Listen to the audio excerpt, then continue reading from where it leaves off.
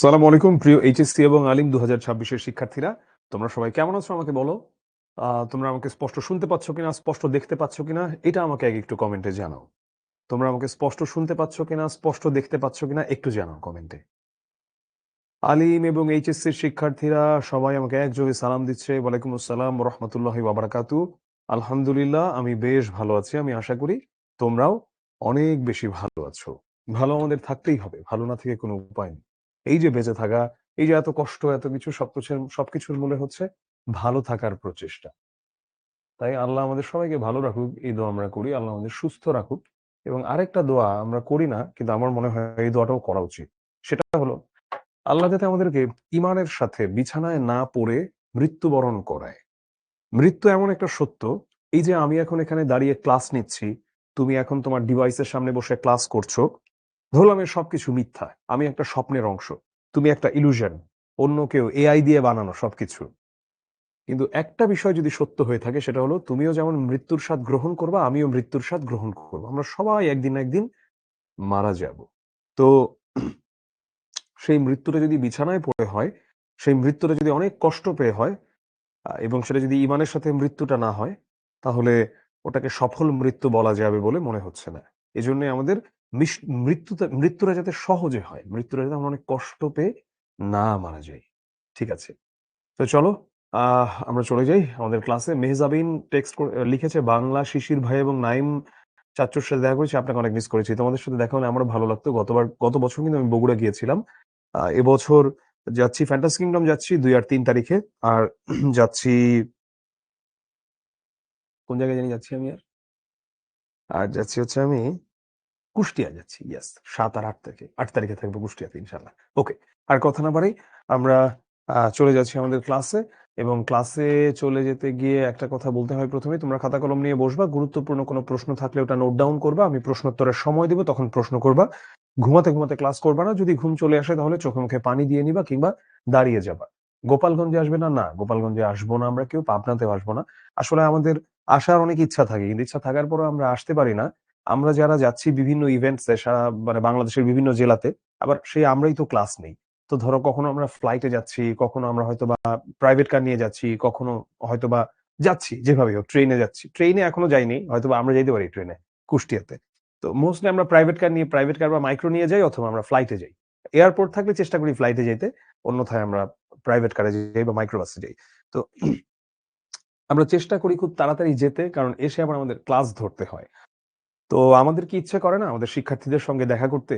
কারণ এই স্ক্রিনে ধরো তুমি আমাকে দেখছো, আমিও এখানে তোমার কমেন্ট দেখছি। তো আমিও তো চাই যে আমার শিক্ষার্থীর সঙ্গে, আমার স্টুডেন্টের সঙ্গে আমার সামনাসামনি একবার দেখা হোক তোমার সাথে আমার। তো এটার সুযোগটা হয় না।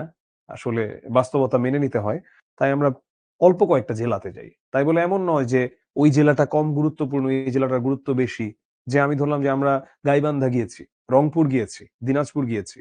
আবার কুড়িগ্রাম যাই নাই। তাই বলেই না যে কুড়িগ্রামের গুরুত্ব কম তাই কুড়িগ্রামে যাই নাই, বা ঠাকুরগাঁও যাই নাই, বা আমরা লালমনিরহাট যাই নাই। মানে আমি উত্তরবঙ্গের কথা বলছি। আবার যেমন টাঙ্গাইল গিয়েছি।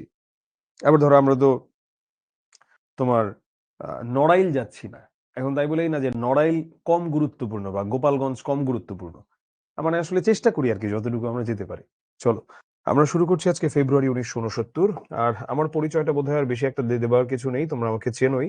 তো আমার পরিচয়টা আর দিলাম না কিছু। আমরা আজকে চলে যাই আমাদের পড়ায়। তার আগে একটু তোমাদেরকে আর্লি বার্ড অফারটা বলে নেই, যেটা তোমাদের জন্য। লক্ষ্য জিপিএ 5 এইচএসসি 26 ভর্তি হলেই তোমরা পাচ্ছ সম্পূর্ণ নতুন শিখর টি-শার্ট। এই টি-শার্টটা দেখে আমারও খুব ভালো লাগে, কারণ আমার এটা নাই। লক্ষ্য এবার দেশ সেরা হবার, এটা লেখা। প্রিন্টেড বাংলাদেশের ম্যাপ। এই ম্যাপটা বানানোর পেছনে তোমাদের রায়হান ভাই, মানে আমাদের রায়হান, যে হচ্ছে তোমাদেরকে ইয়ে পড়ায়, বিজিএস পড়ায়, ও এত সময় দিয়েছে। এবং আমি তো বাজারে অনেক ম্যাপ দেখেছি সরকারি চাকরির প্রস্তুতির জন্য, যেহেতু একটা সময় পড়াতাম, ওগুলো নিয়েও ধারণা আছে। এটার ধারে কাছে কোনো ম্যাপ নাই। মানে আমি নিজে শিক্ষতে চাকরি করে বলে বলছি না, এটার ধারে কাছে কোনো ম্যাপ নাই। সো এই ম্যাপটা তোমার অ্যাডমিশন টেস্টের জন্য হবে একটা অন্যতম সঙ্গী। প্রিন্টেড বাংলাদেশের ম্যাপ এবং প্রিন্টেড ফাইনাল মডেল টেস্ট প্রশ্ন এবার কিন্তু তুমি প্রিন্টেড অবস্থায় পাচ্ছ। আর ওএমআর থাকবে সাথে, সো দ্যাট তুমি বাসায় বসে বসে ওএমআর এ ওই এমসিকিউ গুলো প্র্যাকটিস করতে পারো। ভর্তি হতে চাইলে কল করো 16780। তো আমাদের আসলে এগুলোর স্টক অফকোর্স সীমিত, আনলিমিটেড তো নাই। এখন আমাদের কাছে এসে ২০,০০০ মানুষ ভর্তি হলে তো হয়তো আমরা ২০,০০০ পিস দিতে পারবো না। আমাদের কাছে অল্প কিছুই আছে। তো তারপরে আমরা এগুলো দেওয়া বন্ধ করে দিব, বাট ভর্তি চলবে। তো সুযোগ মিস করতে না চাইলে 16780 তে কল করে তোমরা ভর্তি হয়ে যাবো ইনশাআল্লাহ। আমরা আজকে পড়বো শামসুর রহমানকে নিয়ে, যিনি জন্মেছিলেন 1929 সালে নরসিংদীর পাড়াতলী গ্রামে, মৃত্যুবরণ করেন 2006 সালে ঢাকায়। সর্বশেষ বাংলাদেশে যার মৃত্যু সবচেয়ে বেশি আলোড়ন ফেলেছে তিনি হচ্ছেন আইয়ুব বাচ্চু। আইয়ুব বাচ্চু যেদিন মৃত্যুবরণ করে আমার সেই দিনটার কথা এখনো মনে পড়ে। ওই সময়টায় আমি বছরখানেক স্মার্টফোন ইউজ করি নাই। আমি তখন ইউনিভার্সিটিতে একটা সেমিনার ছিল, ওই সেমিনারে আমি অ্যাটেন্ড করেছি। হঠাৎ করে আমার কাছে, আমি তখন আরজে রেডিও স্টেশনে চাকরি করি। সো হঠাৎ আমার কাছে কল আসলো আমার প্রোডিউসারের। প্রোডিউসার বলতে যিনি হচ্ছেন ওই প্রোগ্রামটার দায়িত্বে থাকেন আরকি, এটা টেলিভিশন রেডিওতে থাকেন। তো প্রোডিউসার আমার বস তিনি আমাকে কল দিলেন। কল দিয়ে বললেন যে, "আজকে রাতে ভাই আপনার একটা স্পেশাল শো করতে হবে বাচ্চু ভাইকে নিয়ে।" আমি বলি, "স্পেশাল শো না? আচ্ছা ঠিক আছে। বাচ্চু ভাইয়ের আচ্ছা কি আজকে জন্মদিন-টন্মদিন কিছু নাকি?" "আপনি জানেন না?" আমি বলি, "কি হইছে?" "তো বাচ্চু ভাই তো মারা গেছে সকালবেলা।" আমি তো আকাশ থেকে পড়লাম যে বাচ্চু ভাই মারা গেছে সকালবেলা। তো আইয়ুব বাচ্চুর মৃত্যুটা যেমন সারা বাংলাদেশকে একটা নাড়া দিয়ে গেছে। কারণ আইয়ুব বাচ্চু এত মিউজিক, এত রকম সুর রেখে গেছে যে মানুষের পক্ষে ওটা ভোলাও কষ্টের। যেমন আরেকটা কথা আমার মনে পড়ে, তিনিও আমার বস ছিলেন। আমার রেডিও ঢোলের হেড অফ প্রোগ্রাম ছিলেন অপু ভাই, বাংলাদেশের এক সময়কার অনেক ফেমাস আরজে অপু। এবং রেডিও ফুর্তিতে ছিলেন এবং তিনি এখনো মাঝে মধ্যে অভিনয়-টভিনয় করেন। এখন উনি ওই যে ওটিটি প্ল্যাটফর্ম চরকিতে আছেন বেশ ভালো পজিশনে। তো অপু ভাই তখন ওখানে একটা স্টোরি শেয়ার করেছিলেন সেদিন, মানে আমাদের সঙ্গে বলছিলেন। তো তিনি হচ্ছেন জানাজার নামাজে জয়েন করতে তিনি রিক্সায় করে যান। তো রিক্শাওয়ালা তো অনেক গান-টান গাইতে এরকম যাচ্ছে মানে নরমালি আনন্দে অনেক কথাবার্তা। তো তখন হচ্ছে উনি রিক্শাওয়ালাকে বলল যে, "আপনি জানেন যে এরকম আমি আজকে কিন্তু মারা গেছে।" তখন কে মারা গেছে? তখন সে আইয়ুব বাচ্চুর কথা যখন শুনল, তখন রিক্শাওয়ালা হচ্ছে আর পুরোটা সময় আর কোনো কথা বলে নাই। নীরবে রিক্সাটা চালিয়ে গেছে। তারপরে যখন রিক্সা থেকে নেমেছে, অপু ভাইয়ের এটা মানে স্পষ্ট তিনি দেখেছেন। তিনি যখন ভাড়াটা দেন, রিক্শাওয়ালাটার চোখটাকে আড়াল করে তিনি কাঁদছেন এবং তিনি রিক্সাটা নিয়ে চলে গেছেন। তো অপু ভাইয়ের কথা ছিল যে সেইদিন হয়তোবা অনেকেই নিজের দুঃখটাকে আড়াল করে স্বাভাবিক জীবনে ফিরে যাবার চেষ্টা করবে। কিন্তু আয়ুব বাচ্চুর এই গানটার মতোই সুখের এ পৃথিবী, সুখেরই অভিনয়। যতই আড়ালে রাখো, আসলে কেউ সুখী নয়। তো সেই সুখের অভিনয় করার মতোই সবাই যার কাজে ফিরে গেলেও তার যে মৃত্যুর যন্ত্রণা, তাকে হারানোর যে বেদনা, এটা আসলে সবাই খুব গভীরভাবে অনুভব করবে এবং করেছে। একই দৃশ্য আমি দেখেছিলাম ২০০৬ সালে। আমার স্পষ্ট মনে পড়ে সেদিনটার কথা যেদিন শামসুর রহমান মৃত্যুবরণ করেন। তো আমরা এখন এমন যুগে আছি, TikTok, Facebook, YouTube, overall smartphone আমাদের কাছে এমনভাবে আষ্টেপৃষ্ঠে জড়িয়ে রেখেছে আমাদেরকে, ChatGPT, Google। আমরা আসলে ওইভাবে এখন আর কবিতা পড়ি না। কবিতা পড়ার কালচার নাই। তো আমরা আসলে তাই বুঝতে পারছি না ২০২৫ সালে বসে যে একজন কবির কতটুকু ভূমিকা থাকতে পারে, বা একটা কবির কতটা প্রভাব থাকতে পারে জনজীবনে। শামসুর রহমান ছিলেন নাগরিক কবি। অর্থাৎ তিনি যখন লিখতেন মনে হতো তিনি আমার কথা বলছেন, তিনি তোমার কথা বলছেন, তিনি আমাদের কথা বলছেন। তিনি এমন একটা লাইন বলছেন যে লাইনটা তো আদৌত আমাদেরকেই রিপ্রেজেন্ট করে। তো আমাদেরকে নিয়েই তিনি কথা বলছেন, অন্য কাউকে না। হয়তো একদিন হঠাৎ মনটা খুব খারাপ। তো রুদ্র মোহাম্মদ শহীদুল্লাহর একটা লাইন যখন পড়ছি, "এক গ্লাস অন্ধকার হাতে নিয়ে বসে আছি। এক গ্লাস অন্ধকার হাতে নিয়ে বসে আছি।" কিংবা হয়তোবা কোনো রোমান্টিক মানুষের কাছে হঠাৎ মনে হলো, "আমার ভিতরে বাহিরে অন্তরে অন্তরে আছো তুমি হৃদয় জুড়ে। ভালো আছি ভালো থেকো, আকাশের ঠিকানায় চিঠি লিখো। দিও তোমার মালাখানি, বাউল এই মনটারে।" কার লেখা এটা? রুদ্র মোহাম্মদ শহীদুল্লাহর লেখা। তো শামসুর রাহমানেরও এমন অনেক লাইনের কথা বলা যাবে, যেগুলো খুব সুন্দরভাবে আমাদের জীবনের সঙ্গে আমরা সম্পৃক্ত করে ফেলতে পারি। তো শামসুর রহমান ২০০৬ যখন মৃত্যুবরণ করে সেই দিনটাতে তখন যেহেতু আসলে আজকের মতো ইন্টারনেট তো দূরে থাক, এতগুলো বেসরকারি টেলিভিশন চ্যানেলও ছিল না। সো ওই সময়ের সবচেয়ে ফেমাস চ্যানেল ছিল হচ্ছে এনটিভি। এনটিভি আ বা ঘন্টার পর ঘন্টা ধরে এটা লাইভ টেলিকাস্ট করে। আমার এখনো মনে আছে লাইভ দেখাচ্ছিল তার বাসায়। আ একদম সমাজের বিভিন্ন স্তরের মানুষরা যাচ্ছেন এবং যারা সমাজের বিখ্যাত ব্যক্তিবর্গ, সাংস্কৃতিক অঙ্গনের মানুষজন থেকে শুরু করে রাজনীতিক সবাই যাচ্ছেন। যেমন যখন আ সৈয়দ শামসুল হক মৃত্যুশয্যায় এবং হসপিটালে, সৈয়দ শামসুল হক মানে এত প্রভাব ফেলা এরকম মানুষগুলো কিন্তু মারা যাচ্ছে। সৈয়দ শামসুল হক যখন মৃত্যুবরণ করলেন, আজকে বেশ অনেক বছর হয়ে গেল। আমার এখনো মনে পড়ে সেই দিন, সেই সময়গুলোর কথা। তো ওই সময় সৈয়দ শামসুল হকের ওই সময় কিন্তু তখন প্রধানমন্ত্রী শেখ হাসিনা ছিল। তো শেখ হাসিনা কিন্তু তখন হসপিটালে গিয়েছিলেন তাকে দেখতে। আমি জানি না সৈয়দ শামসুল হকের কোনো লেখা তোমরা পড়েছো কিনা? কিন্তু সৈয়দ শামসুল হকের অন্তত একটা গান তোমরা শুনেছি আমি সেটা যে, হায় রে মানুষের রঙিন ফানুষ দম ফুরাইলেই ঠুস। তো এটা যদিও এন্ড্রু কিশোরের গাওয়া একটা গান, বাংলা সিনেমার একটা গান, কিন্তু এটা লিখেছিলেন সৈয়দ শামসুল হক। হায় রে মানুষ রঙিন ফানুষ দম ফুরাইলে ঠুস, তবু তো ভাই কারোরই নাই একটুখানি হুঁশ। হায় রে মানুষ রঙিন ফানুষ। শামসুর রহমান জন্মগ্রহণ করেছিলেন ঢাকায়, যদিও তার পৈতৃক নিবাস নরসিংদী জেলার পাড়াতলী গ্রামে। নরসিংদী জেলার পাড়াতলী গ্রামে। হ্যাঁ, এটা শুদ্ধ উচ্চারণ নরসিংদী, কিন্তু আমরা এটার প্রচলিত উচ্চারণ কি নরসিংদী। তিনি ১৯৪৫ সালে ঢাকার পোগো স্কুল থেকে প্রবেশিকা অর্থাৎ এসএসসি পাশ করেন। ঢাকা কলেজ থেকে তিনি তার ইন্টারমিডিয়েট অর্থাৎ এইচএসসি, আর ঢাকা বিশ্ববিদ্যালয় থেকে তিনি তার অনার্স ডিগ্রি শেষ করেন। তার ক্যারিয়ার শুরু করেন তিনি দৈনিক মর্নিং নিউজ দিয়ে। এটা ছিল তার ক্যারিয়ার শুরু করা। সাংবাদিক ছিলেন তিনি। পরে ১৯৬৪-তে তিনি দৈনিক পাকিস্তান, যেটা পরে দেশ স্বাধীনের পরে হয়ে গিয়েছিল দৈনিক বাংলা, ওই পত্রিকাতে যোগদান করেন। তো তার উল্লেখযোগ্য কাব্যগ্রন্থের মধ্যে যেগুলো রয়েছে সেগুলোর নাম আমি এখানে দিয়ে দিয়েছি, যেমন উদ্ভট উটের পিঠে চলেছে স্বদেশ, যেটা এই মুহূর্তে বাংলাদেশকে নিয়ে কমেন্ট করা যায়, প্রথম গান দ্বিতীয় মৃত্যুর আগে, রৌদ্র করটিতে, কিংবা বিধ্বস্ত নীলিমা। এগুলো তার অনেক ফেমাস বই। তিনি অনেক পুরস্কার পেয়েছেন, তার মধ্যে ২১শে পদকটা কেমন, এটার একটা ছবি দিলাম এখানে। ২১শে পদক, বাংলা একাডেমি পুরস্কার, আদমজী পুরস্কার, স্বাধীনতা পদক, অনেক কিছুই তিনি পেয়েছেন। তো চলো আমরা এবারে চলে যাচ্ছি আমাদের কবিতায়। আবার ফুটেছে দেখো কৃষ্ণচূড়া থরে থরে শহরের পথে, কেমন নিবিড় হয়ে। আবার ফুটেছে দেখো কৃষ্ণচূড়া থরে থরে শহরের পথে, কেমন নিবিড় হয়ে। কৃষ্ণচূড়া, কৃষ্ণচূড়া ফুলটা আমরা কে কে দেখেছি আগে একটু বলি তো। কৃষ্ণচূড়া ফুলের রংটাকে একটু লেখো তো। এখানে আমি চ্যাটটা ওপেন করে দিয়েছি তোমাদের জন্য, আমাকে একটু লিখে দেখাও তো কৃষ্ণচূড়া ফুলের রং কি। তোমরা কে কে কৃষ্ণচূড়া দেখেছো? ঢাকায় তো কৃষ্ণচূড়া আছে, হাতির ঝিল দিয়ে যাওয়া আসা করি, হাতির ঝিলেই তো আমি অনেকগুলো কৃষ্ণচূড়া গাছ দেখি সবসময়। লাল রং। এবং আমাদের কবি সাহিত্যিকরা, আমাদের গীতিকাররা কৃষ্ণচূড়া ফুলকে উপমা হিসেবে ব্যবহার করেছেন কবিতায় বা গানে বহুবার। তোমার জন্য কৃষ্ণচূড়ার লাল, তোমার জন্য জমিয়ে রাখা অভিমানের অযুত অযুত কোটিকাল, কিংবা কৃষ্ণচূড়া লাল হয়েছে ফুলে ফুলে তুমি আসবে বলে, বা আহ,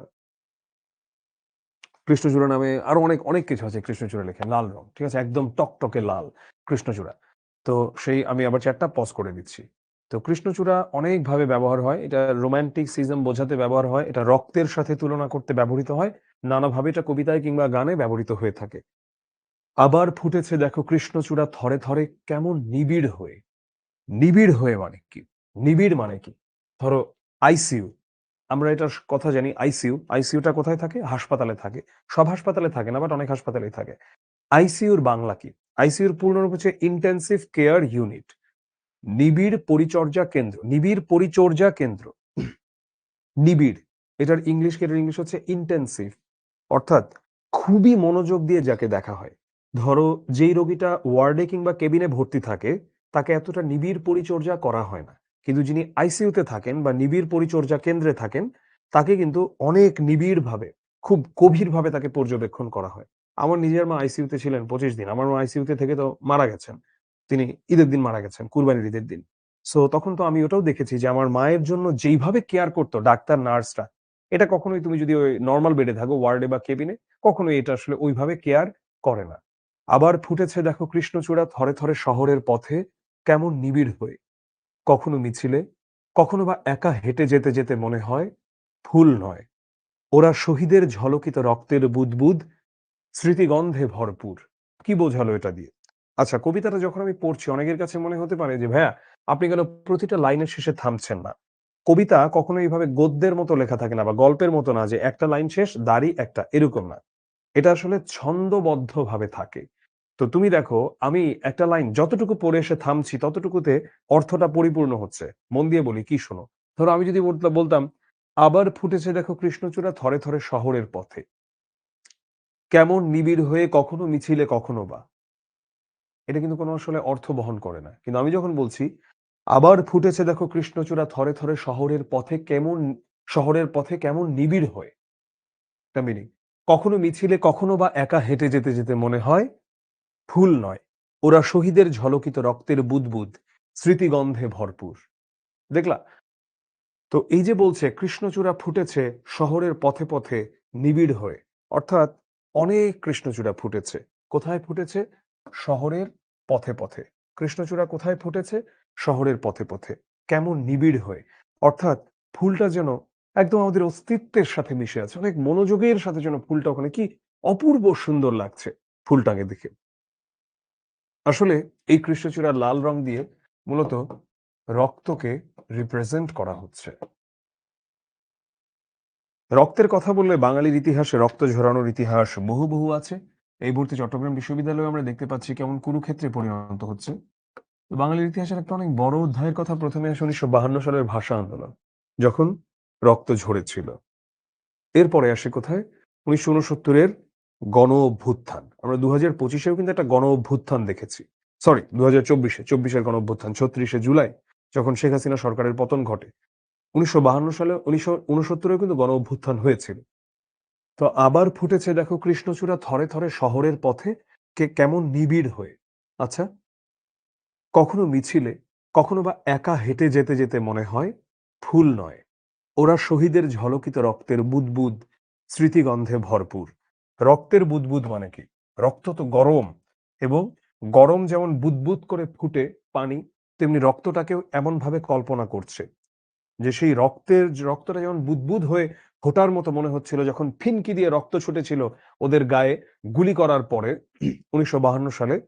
তেমনি এই ফুলগুলো দেখলেও মনে হয় যেগুলো ফুল নয়, ওরা হচ্ছে শহীদের ঝলকিত রক্তের বুদবুদ, একদম ফিনকি দিয়ে যে রক্ত বের হয়ে যখন তারা মৃত্যুবরণ করেছিল, স্মৃতিগন্ধে ভরপুর। মানে আমি যেন সেই স্মৃতি পাচ্ছি এটার মাঝে। স্মৃতি যেন আমাকে একদম আষ্টে পৃষ্ঠে আঁকড়ে ধরে রাখছে। ২১-এর কৃষ্ণচূড়া আমাদের চেতনারই রং। ২১-এর কৃষ্ণচূড়া আমাদের চেতনারই রং। ২১-এর কৃষ্ণচূড়া আমাদের চেতনারই রং। এটা দিয়ে কি বোঝাচ্ছে ২১-এর কৃষ্ণচূড়া আমাদের চেতনারই রং? সেটা হলো, এই যে ২১-এর যে কৃষ্ণচূড়া, এটা আমাদের চেতনারই রং। এটা কিভাবে আমাদের চেতনারই রং? এই ২১-এর কৃষ্ণচূড়া লাল, এটার রং, আর রক্তের রঙও হচ্ছে লাল। তাই এই ২১-এর কৃষ্ণচূড়াটা আমাদের চেতনাকেই যেন ফুটিয়ে তোলে, কিংবা আমাদের চেতনাকেই যেন এটা প্রকাশ করে রাখে। ২১-এর কৃষ্ণচূড়া আমাদের চেতনারই রং। আমাদের ভেতরটাকে আমরা যেভাবে ধারণ করি, আমাদের চেতনাটা, সেটার রঙই হচ্ছে ২১-এর কৃষ্ণচূড়া। এ রঙের বিপরীত আছে অন্য রং। যে রং লাগে না ভালো চোখে, যে রং সন্ত্রাস আনে প্রাত্যহিকতায় আমাদের মনে সকাল সন্ধ্যায়, যে রং সন্ত্রাস আনে প্রাত্যহিকতায় আমাদের মনে সকাল সন্ধ্যায়, এখন সে রঙে ছেয়ে গেছে পথঘাট, সারা দেশ সে সে রঙে ছেয়ে গেছে পথঘাট, সারা দেশ ঘাতকের অশুভ আস্তানা। আচ্ছা, এটা দিয়ে কি বোঝাচ্ছে?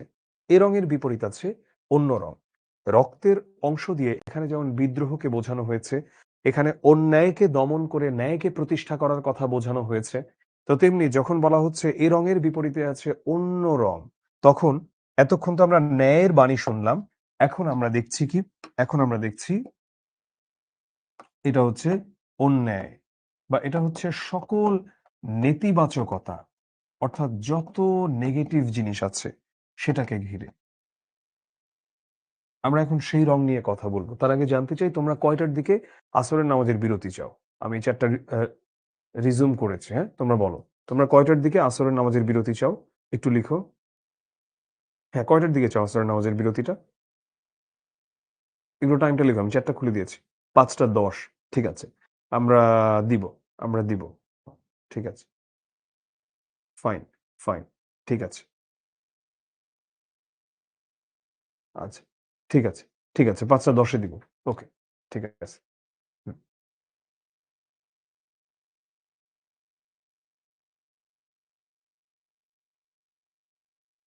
হুম। এ রঙের বিপরীত আছে অন্য রং। যেই রং কি করে? যেই রং হচ্ছে যাবতীয় অন্যায়কে প্রতিষ্ঠা করে, যেই রং যাবতীয় নেতিবাচকতাকে ডেকে আনে এবং সকল খারাপ বিষয়কে সেই রংটা ডেকে আনে। সেই রংটা সকল খারাপ, খারাপ বিষয়কে ডেকে আনে। তো আমরা একটু ইয়েতে চলে যাই। আমরা আমাদের একটু ব্রেকে চলে যাই। আমাদের নামাজের ব্রেকে আমরা ঠিক ৫টা ২০ এ ফিরছি। হুম।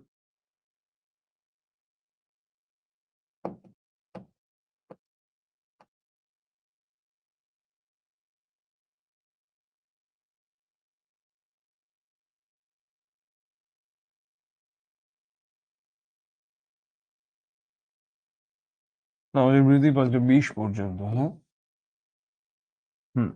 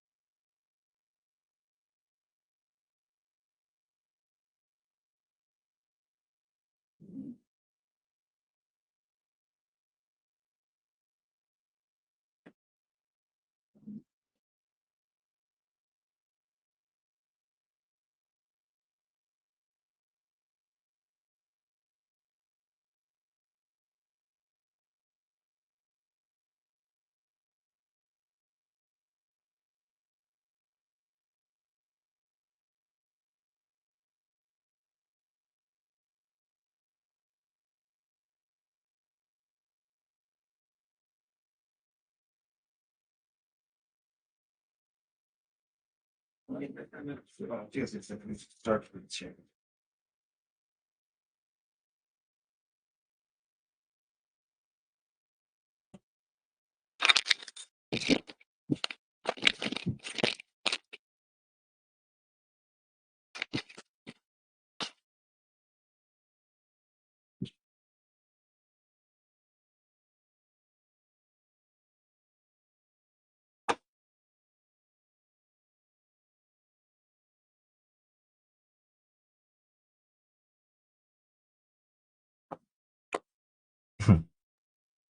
শুরু করি আমরা। ঠিক আছে, হ্যাঁ, চ্যাট পজ থাকুক। আমরা বলছিলাম যে প্রথমে রক্তের রঙের কথা কৃষ্ণচূড়ার, এরপরে এ রঙের বিপরীত আছে অন্য রং, যে রং লাগে না ভালো চোখে, যে রং সন্ত্রাস আনে প্রাত্যহিকতায় আমাদের মনে, সকাল সন্ধ্যায়। আচ্ছা, এটা হচ্ছে কোন রং?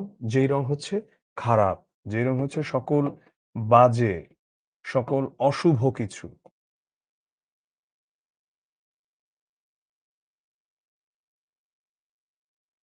এখন সে রঙে ছেয়ে গেছে পথঘাট, সারা দেশ ঘাতকের অশুভ আস্তানা। ঘাতক মানে হচ্ছে খুনি, অশুভ আস্তানা বলতে বোঝাচ্ছে যে সারা দেশটা ছেয়ে গেছে সন্ত্রাসীদের দিয়ে। সারা দেশ ছেয়ে গেছে সন্ত্রাসীদের দিয়ে। আমি আর আমার মতোই বহু লোক রাত্রি দিন অনুষ্ঠিত ঘাতকের আস্তানায়, কেউ মরা, আধমরা, কেউ কেউ বা ভীষণ জেদি দারুণ বিপ্লবে ফেটে পড়া। কি বোঝাচ্ছে এটা দিয়ে? বোঝাচ্ছে যে আমি আর আমার মতোই বহু লোক, অর্থাৎ এখানে বুঝিয়েছে আপামর জনতার কথা, কারণ কবি নিজেও সাধারণ মানুষের অন্তর্গত। আপামর জনতার কথা এখানে বোঝানো হয়েছে। আমি আর আমার মতোই বহু লোক রাত্রি দিন অনুষ্ঠিত, মানে সারা দিন রাত ঘটছে ঘাতকের এই নানা রকম দুরাচার। এর কারণ হচ্ছে সারাটা দেশ ছেয়ে গেছে সন্ত্রাসীদের ভয়াল থাবায়। রাত্রি দিন অনুষ্ঠিত ঘাতকের আস্তানায় কেউ মরা, আধমরা, কেউ কেউ বা ভীষণ জেদি দারুণ বিপ্লবে ফেটে পড়া। কেউ মরা বলতে কাউকে কাউকে ঘাতক একদম শেষ করে ফেলেছে, কাউকে জানে, কাউকে প্রাণে, বা তার মন, মানে কাউকে জানে বা প্রাণে মেরে ফেলেছে, আর কাউকে তার মন বা তার কাজকর্ম সে যা করতো সেগুলোকে ধ্বংস করে দিয়েছে। আধমরা কেউ, কাউকে পুরোপুরি শেষ করতে পারেনি কিন্তু অনেকটুকুই শেষ করে দিয়েছে। আবার এদের মধ্যে কেউ কেউ রয়েছে যারা ভীষণ জেদি, যে একদম খবর করে ফেলবে ওই ঘাতকের, কিংবা দারুণ বিপ্লবে ফেটে পড়া। চতুর্দিকে মানবিক বাগান, কমল বন হচ্ছে তছনছ। চতুর্দিকে মানবিক বাগান। মানবিক বাগান বলতে বোঝাচ্ছে এই যে মানুষের চলা, বা এই যে মানবিক বাগান বলতে বোঝাচ্ছে যে মানুষের যে আচার-আচরণগুলো, যেগুলোর জন্য মানুষকে মানুষ বলে মনে করা হয়, অর্থাৎ সততা, ন্যায়নীতি, নিষ্ঠা, পরোপকার, সেগুলো কি হচ্ছে? সেগুলো তছনছ বা ধ্বংস হয়ে যাচ্ছে। কমল বন, কমল শব্দের অর্থ হচ্ছে পদ্ম। তো পদ্মবন বলতে মূলত বোঝানো হচ্ছে এখানে যত ভালো, ভালো কাজকর্ম এগুলো আছে, সেগুলো সব তছনছ, অর্থাৎ সেগুলো একদম ধ্বংস হয়ে যাচ্ছে। এটাই বোঝাচ্ছে। বুঝি তাই ১৯৬৯-এও আবার সালাম নামে রাজপথে শূন্যে তোলে ফ্ল্যাগ। বুঝি তাই ১৯৬৯-এও। ১৯৬৯-এর কথা বলা হচ্ছে কেন? এটা বলা হচ্ছে ১৯৬৯-এর গণ অভ্যুত্থানের কারণে। বুঝি তাই ১৯৬৯-এও আবার সালাম নামে রাজপথে। সালাম বলতে এখানে ভাষা সৈনিক সালামের কথা বলা হচ্ছে। বুঝি ১৯৬৯-এও, মানে বুঝি মানে মনে দেখে মনে হচ্ছে যে আবার বোধহয় সালাম রাজপথে নামছে। আসলে ১৯৫২ সালে যেই সালাম নেমেছিল তিনি তো ১৯৫২ তেই শহীদ হয়ে গেছেন ২১শে ফেব্রুয়ারিতে। কিন্তু এইখানে যেই সালামের কথা বলা হচ্ছে, এটা মূলত আক্ষরিক অর্থে ৫২ র সেই সালামই নন, বরং সালামের চেতনা। সালাম যেহেতু অন্যায়ের বিরুদ্ধে দাঁড়িয়ে বা নিজের অধিকার প্রতিষ্ঠার জন্য দাঁড়িয়ে বুক পেতে দিয়ে রক্ত ঝরাতে একটুও দ্বিধাবোধ করেনি, কিংবা সে দ্বিধান্বিত হয়নি নিজের মানুষের জন্য অধিকার প্রতিষ্ঠা করতে নিজের প্রাণকে বিলিয়ে দিতে, একই কাজ আমরা অনেকের মধ্যে দেখতে পাচ্ছি ১৯৬৯ সালে, অর্থাৎ তারই ঠিক ১৭ বছর পরে। এবং সেও শূন্যে তোলে ফ্ল্যাগ, মানে পতাকা। ফ্ল্যাগ মানে কি? পতাকা। সেই পতাকাকে সে শূন্যে তুলছে, বা পতাকাকে সে ওড়াচ্ছে পথ পথ করে। বরকত বুক পাতে ঘাতকের থাবার সম্মুখে। বরকত বুক পাতে। এখন বরকত বলতে কে? এখানে হচ্ছে ভাষা সৈনিক বরকতের কথা বলা হচ্ছে, যিনি বুক পেতে দিচ্ছেন ঘাতকের থাবার সম্মুখে। এখানে আসলে বরকত বলতে একই রকম। সালাম যেমন আক্ষরিক অর্থে সালামকে বোঝানো, এখানে আক্ষরিক অর্থে বরকতকে বোঝায় নাই বা বরকতের মতোই একই চেতনা ধারণ করে যে মানুষগুলো তাদের কথা বোঝানো হয়েছে। সালামের চোখ আজ আলোচিত ঢাকা। সালামের চোখ আজ আলোচিত ঢাকা। সালামের মুখ আজ তরুণ শ্যামল পূর্ব বাংলা। সালামের চোখ আজ আলোচিত ঢাকা। এখানে বোঝানো হচ্ছে যে এই যে ঢাকা শহরটা একসময় যেমন 52 তে প্রাণ দিয়েছিল, একইভাবে এই 1969-এও যেন আজ পুরো ঢাকাকে উত্তপ্ত করে দিচ্ছে সালামের মতো বিদ্রোহী মানুষেরা। সালামের চোখ আজ আলোচিত ঢাকা। সালামের মুখ আজ তরুণ শ্যামল পূর্ব বাংলা। সালামের মুখ কেন আজ তরুণ শ্যামল পূর্ব বাংলা? তার কারণ হলো সালামের এই মুখ পূর্ব বাংলাকে আজ রিপ্রেজেন্ট করে। তরুণ শ্যামল পূর্ব বাংলা কেন বলা হচ্ছে কথাটা? তরুণ শ্যামল পূর্ব বাংলা কথাটা বলা হচ্ছে কারণ এই বাংলা সবসময় ছিল সবুজ শ্যামল এবং সবসময় আমরা দেখতে পেয়েছি যে বাংলার মানুষের মাঝে একটা সরলতা যেমন ছিল তার পাশাপাশি এই প্রকৃতির মধ্যে ছিল একটা অদ্ভুত সবুজ ব্যাপার। এখনো যখন একটু শহর থেকে বের হওয়া হয় সেটা যে কোনো শহর থেকেই আমরা কিন্তু চারিদিকে শুধু দুধারে দেখি গাছ, ধান ক্ষেত এগুলোই কিন্তু দেখতে পাই। তো এই সবুজ শ্যামল এটা নিয়ে বলছি যে সালামের মুখ আজ তরুণ শ্যামল পূর্ব বাংলা। মানে এই বাংলার মানুষের স্বাধীনতা, এই বাংলার মানুষের অধিকার নিয়ে যেই সালাম রক্ত দিয়েছিল 1952-তে, আজ সালামের চেতনা ধারণ করা যে মানুষগুলো লড়ছে গণ অভ্যুত্থানে 1969-এর গণ অভ্যুত্থানে, তারাও যেন এই পূর্ব বাংলাকেই রিপ্রেজেন্ট করছে এবং পূর্ব বাংলার মানুষের অধিকারের কথাই বলছে।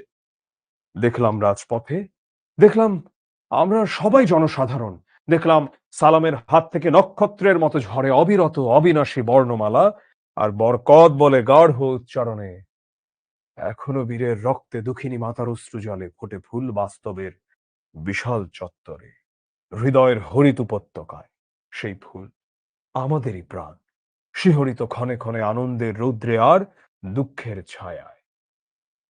দেখলাম রাজপথে, দেখলাম আমরা সবাই জনসাধারণ, যেমন গত বছর 2024-এ গণ অভ্যুত্থানে সব দেশের আপামর জনতা নেমে এসেছিল, এখানেও তাই হয়েছে।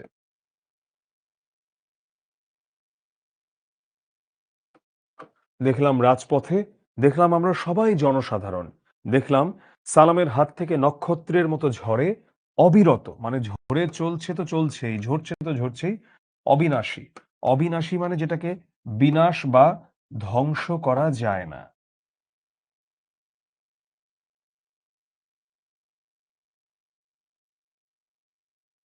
যেটাকে ধ্বংস করা যায় না, বিনাশ বা ধ্বংস করা যায় না। দেখলাম সালামের হাত থেকে নক্ষত্রের মতো ঝরে অবিরত, মানে যেটার কোনো বিরতি নাই, ঝরছে তো ঝরছে, অবিনাশী বর্ণমালা। এটা আসলে কি বোঝালো যে তার হাত থেকে নক্ষত্রের মতো অবিরত অবিনাশী বর্ণমালা ঝরছে?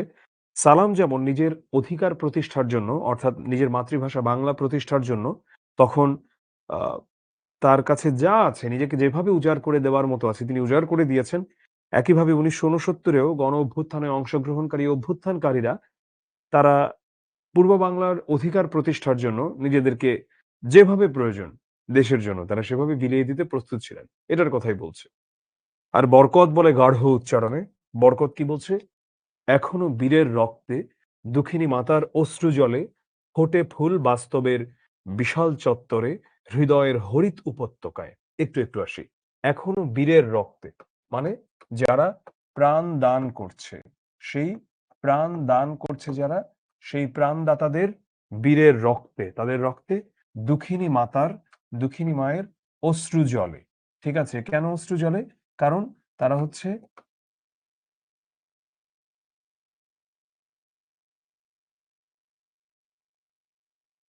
ছেলে হারানোর যে বেদনা তাদের মাঝে, সেটার জন্যই অশ্রু জলে ফোটে ফুল বাস্তবের বিশাল চত্বরে। ফোটে ফুল বাস্তবের বিশাল চত্বরে। ফোটে ফুল বাস্তবের বিশাল চত্বরে বলতে ফুল ফোটার মধ্য দিয়ে সৌন্দর্য প্রকাশিত হয়। এখানে সৌন্দর্য বলতে মূলত বোঝানো হয়েছে অধিকার প্রতিষ্ঠাকে। তাই বীরের রক্তের মধ্য দিয়ে এবং দুঃখিনী মাতার অশ্রু জলে, অর্থাৎ এই মা বলতে যার সন্তান চলে যাচ্ছে সেই তো জানে তার বুকটা কেমন খালি হয়ে যায়। তার অশ্রু জল এবং দেশমাতৃকা তারও অশ্রু জল, কারণ সেও তো সন্তান হারাচ্ছে। এভাবেই ফুটছে ফুল, মানে অধিকার প্রতিষ্ঠিত হচ্ছে, স্বাধীনতা রক্ষিত হচ্ছে বাস্তবের বিশাল চত্বরে এবং হৃদয়ের হরিত মানে হচ্ছে সবুজ, হৃদয়ের হরিত উপত্যকায় বা হৃদয়ের সবুজ উপত্যকায় সেই ফুল আমাদেরই প্রাণ, শিহরিত ক্ষণে ক্ষণে, আনন্দের রৌদ্রে আর দুঃখের ছায়ায়। সেই ফুল আমাদেরই প্রাণ, যা শিহরিত হচ্ছে প্রতি মুহূর্তে আনন্দের রৌদ্রে। আনন্দের রৌদ্র বলতে এত আনন্দের মধ্য দিয়ে, রৌদ্রকে কেন এখানে বলা হচ্ছে, কারণ রৌদ্র হচ্ছে সবকিছুকে সতেজ এবং সজীব করে ফেলতে পারে। তাই আনন্দের মধ্য দিয়ে আমরা যেন স্বাধীনতা, সজীবতা তথা নিজেদের অধিকার প্রতিষ্ঠা করছি, সেটাকে আনছে আর দুঃখের ছায়ায়। একই সাথে তো দুঃখও আসছে, কারণ আমরা তো মানুষদের হারাচ্ছি, আমাদের সূর্য সন্তানদের হারাচ্ছি, যারা প্রাণ দিচ্ছে কার জন্য? নিজেদের অধিকার প্রতিষ্ঠার জন্য, নিজের মাতৃভূমির জন্য, মাতৃভাষার জন্য। চলো আমরা একটু কবিতাটা নিয়ে পড়ি। এটা নিজ বাসভূমে কাব্যগ্রন্থ থেকে নেওয়া হয়েছে, এবং যেই কবিতার প্লট বা পটভূমি হচ্ছে 1969 সালের গণ অভ্যুত্থান। কবিতাটা গদ্য ছন্দে রচিত, অর্থাৎ অনেকটা গল্প আকারে লেখা। এবার আমরা একটু শব্দার্থ টিকাতে যাই, যদিও বা একটু আগে পড়েছি। সেটা হচ্ছে, প্রতি বছর শহরের পথে পথে কৃষ্ণচূড়া ফুল ফোটে। তো কবির মনে হয় যেন ভাষা শহীদদের রক্তের বুদবুদ কৃষ্ণচূড়া ফুল হয়ে ফুটেছে। তাই 21-এর কৃষ্ণচূড়াকে কবি আমাদের চেতনার রঙের সঙ্গে মিলিয়ে নিতে চান। ভাষার জন্য যারা রক্ত দিয়েছেন, জীবন উৎসর্গ করেছেন, তাদের ত্যাগ আর মহিমা যেন মূর্ত হয়ে ওঠে থরে থরে ফুটে থাকা লাল কৃষ্ণচূড়ার, একদম মানে কৃষ্ণচূড়ার স্তবকে, স্তবকে বলতে যে কৃষ্ণচূড়া যে একদম ওখানে দেখতে দেখতে যেমন মনে হয়, এটাতে যেন একদম লাল ফুটে থাকা কৃষ্ণচূড়া যেমন তাদের সেই রক্তকে আমাদের সামনে ফুটিয়ে তোলে। মানবিক বাগান, এখানে মূলত মানবীয় জগৎ বা মানে মনুষ্যত্ব, ন্যায়, মঙ্গল, এগুলোকে বোঝানো হয়েছে। কমল বন মানে হচ্ছে পদ্ম বন। কবি মানবিকতা, সুন্দর ও কল্যাণের জগৎ বোঝাতে কমল বন প্রতীকটি ব্যবহার করেছেন। আচ্ছা, এখানে কি বুঝিয়েছে? থাবার সম্মুখে এটা সেটা। 1952 সালের ঐতিহাসিক রাষ্ট্রভাষা আন্দোলনের ক্রমধারায়, মানে আস্তে আস্তে ছাত্রদের নানা রকম অসন্তুষ্টিকে কেন্দ্র করে গড়ে ওঠে 1969-এর গণ অভ্যুত্থান, এবং সেখানে শহর ও গ্রামের সকল শ্রেণী পেশার মানুষ এই আন্দোলনে অংশগ্রহণ করেন। গত বছরটার সাথে তুমি তুলনা করতে পারো। তো শেখ মুজিবুর রহমান ঘোষিত 6 দফা ও ছাত্রদের 11 দফার ভিত্তিতে গড়ে ওঠা এই আন্দোলন ছিল অপ্রতিরোধ্য। এই আন্দোলনে পুলিশের গুলিতে মৃত্যুবরণ করেন আসাদুজ্জামান, মতিউর, ডক্টর শামসুজ্জোহা, এরা। তো এই অংশে কবি শোষণ আর বঞ্চনার বিরুদ্ধে রুখে দাঁড়ানো ও আত্মাহুতি দেওয়া বীর জনতাকে ভাষা শহীদ সালাম ও বরকতের প্রতীকে তাৎপর্যময় করে তুলেছেন। সেই ফুল আমাদেরই প্রাণ, এখানে ফুল বলতে বাংলা ভাষাকে বোঝানো হয়েছে। এবারে আমরা কবিতার মূল ভাবে একটু আসি। এই কবিতাটা দেশপ্রেম, গণজাগরণ ও সংগ্রামী চেতনার কবিতা। কবি বিচিত্র শ্রেণী পেশার মানুষের স্বতঃস্ফূর্ত সংগ্রামী চেতনার অসাধারণ এক শিল্প ভাষ্য রচনা করেছেন এই কবিতায়। এখানে বাঙালির সংগ্রামী চেতনার পরিচয় স্পষ্ট হয়ে উঠেছে। কবি আবহমান বাংলার কৃষ্ণচূড়ার লাল রঙের শহীদদের যে রক্তের ঝলকানি, সেটা দেখেছেন কোথায়? কৃষ্ণচূড়ার লাল রঙের মধ্য দিয়ে। আর দেশকে ভালোবেসে মানুষের যে আত্মদান বা নিজেকে উৎসর্গ করে দেয়া, সেটাই কবির গভীর মমতা এবং শ্রদ্ধার সঙ্গে এই কবিতায় তুলে ধরেছেন। এবারে তোমাদের HW, এটা হচ্ছে HW, এটা তোমরা কি করবা? এটা তোমরা পোস্ট করবা। 19 মিনিট সময় নিয়ে তোমরা তোমাদের এই সৃজনশীলটা লিখবা, এবং তোমরা লিখে ছবি তুলে তোমাদের গ্রুপে আপলোড দেবার পরে আমি এইখানে যে উত্তরটা দিয়েছি, তোমরা উত্তরের স্যাম্পলটা দেখবা। তুমি যদি আগেই উত্তরটা দেখে ফেলো, তাহলে এই পরীক্ষা দেওয়ার মানে কি, মানে HW সাবমিট করার মানে কি? আর শুধু লাইভ ক্লাস করে আসলে লাভ নাই। লাইভ ক্লাস করে তুমি জীবনেও পুরোপুরি শিখর মজেজা অনুধাবন করতে পারবা না। অফকোর্স HW সাবমিট করতে হবে। যে কোনো প্রশ্ন আসলে গ্রুপে করতে পারো, কারণ গ্রুপে কিন্তু আমরা রয়েছি তোমাদের প্রশ্নের উত্তর দেওয়ার জন্য। পাশাপাশি আরো যে কাজগুলো অবশ্যই করবা, যে এক্সাম গুলো আছে এক্সাম গুলো দিবা, তাহলে শুধু তোমার কলেজে না, বরং সারা বাংলাদেশে তোমার পজিশনটা কেমন এটা বুঝতে পারবা। আর এক্সাম দিলে যেটা হয় যে শর্ট টার্ম মেমোরি থেকে লং টার্ম মেমোরিতে চলে যায় একটা ইনফরমেশন। অর্থাৎ আমি যে পড়লাম, এটা তো আমার মনে থাকবে না কিছুদিন পরে, কিন্তু এটা মনে থাকবে যদি আমি এটার উপরে এক্সাম দিই। আর HW-টা যদি সাবমিট করো, এক্সাম গুলো যদি দাও, প্র্যাকটিস বুকটাতে যদি একটু চোখ বুলাও, ইনশাআল্লাহ HSC তে তো বাংলায় কেউ A+ ঠেকাতে পারবেই না, অ্যাডমিশনের পড়াও হয়ে যাবে। কারণ ওদের প্র্যাকটিস বুকটা কিন্তু অসাধারণ। আর দেখো, যদি তুমি একটা জিনিস প্র্যাকটিস না করো, তাহলে যতই ওটার থিওরি পড়ো, কোনো লাভ নাই। ওটার প্র্যাকটিক্যাল বা প্রায়োগিক জ্ঞানটা কিন্তু অত্যন্ত গুরুত্বপূর্ণ। এই ছিল আমাদের আজকের ক্লাস। আজকের ক্লাসটা শেষ করার আগে আমি আবার তোমাদেরকে বলে দেই, আর তোমাদের কাছ থেকে আমি প্রশ্ন নিব বাই দ্য ওয়ে। সেটা হলো যে আমাদের এই যে এই লক্ষ্য এবার দেশ সেরা হবার এই টি-শার্টটা কিন্তু তোমরা ফ্রিতে পেয়ে যাচ্ছ, যদি তোমরা আর্লি বার্ড অফারে ভর্তি হয়ে যাও HSC-র লক্ষ্য GPA 5 কোর্সে। এই টি-শার্টটা তো পাচ্ছই, সাথে পাচ্ছ বাংলাদেশের প্রিন্টেড ম্যাপ, অসাধারণ একটা ম্যাপ, যেটা তোমাদের অ্যাডমিশন টেস্টের জন্য খুবই কাজে দিবে। আর প্রিন্টেড ফাইনাল মডেল টেস্ট প্রশ্ন, তার সাথে ওএমআর থাকবে। স্টক তো লিমিটেড, আমাদের তো আর অনেকগুলো নাই এগুলো। তো এটা সময় থাকতে থাকতে পেয়ে যাওয়ার জন্য 16780 তে কল করে ভর্তি হয়ে যাও। সময় গেলে সাধন হবে না। কার লেখা এটা? লালন সাইজির লেখা। চ্যাটটা এখন ওপেন করে দিচ্ছি। তোমাদের মনে কোনো প্রশ্ন থাকলে তোমরা করতে পারো। চ্যাট ওপেন করে দিয়েছি, তোমরা করো। যদি তোমাদের মনে কোনো প্রশ্ন থাকে তোমরা করো। আত্মাহুতি মানে হচ্ছে আত্মহত্যা বা নিজের জীবনকে দিয়ে দেওয়া। এটাকে আত্মাহুতি বলা হয়। হ্যাঁ, ভর্তি আছে, যাক আলহামদুলিল্লাহ। আলহামদুলিল্লাহ। স্যার কোন গ্রুপে এইচডব্লিউ পোস্ট করব? আচ্ছা, আচ্ছা, এখানে একটা জিনিস একজন একটা প্রশ্ন করেছে।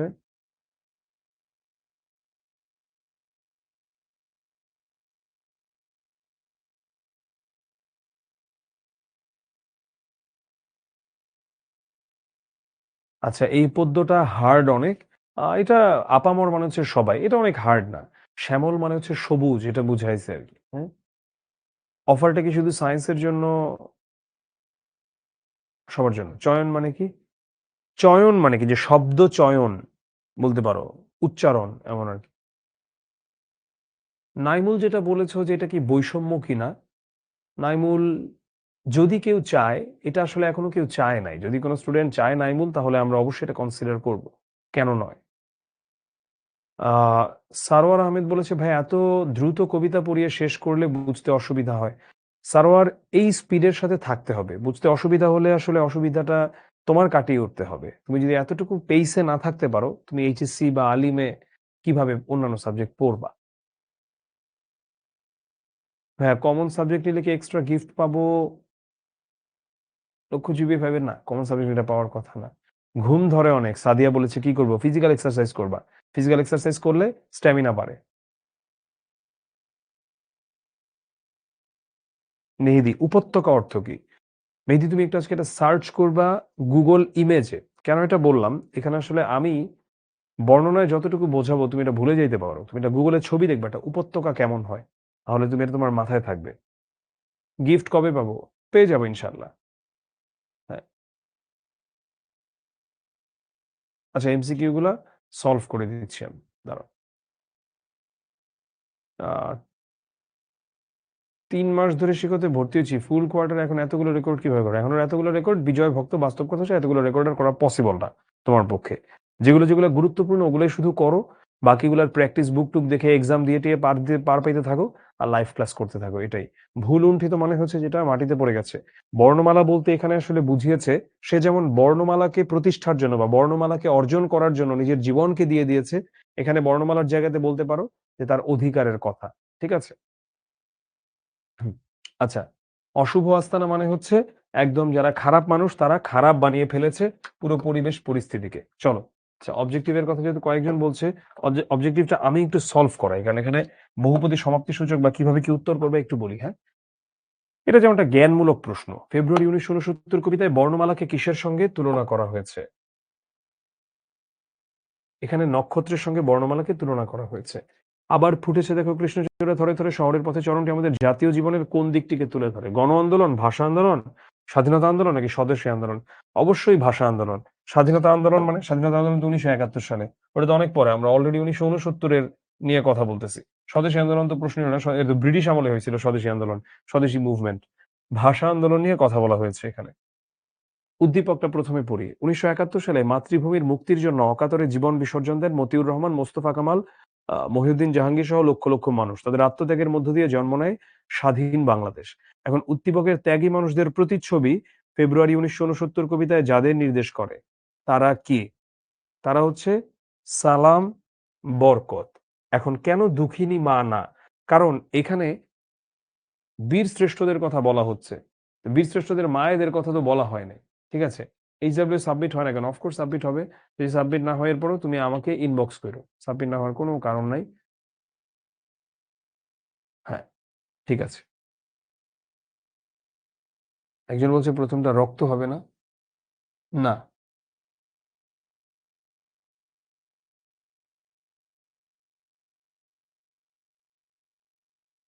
ওই ব্যক্তিদের আত্মত্যাগের মূল মন্ত্র কি ছিল? একই উদ্দীপকে।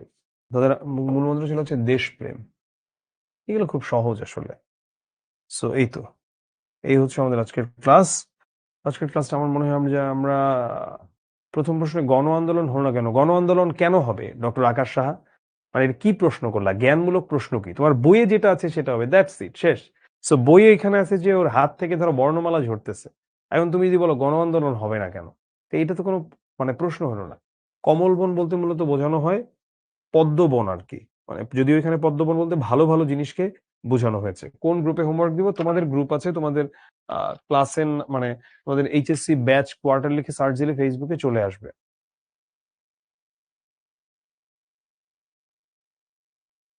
হ্যাঁ, এলজিপিএ তে আমি ক্লাস নিব। রেজওয়ান প্র্যাকটিস বুক তো পেয়ে যায় সাথে, সাথে ক্লাসের পরপরই প্র্যাকটিস বুক চলে আসে।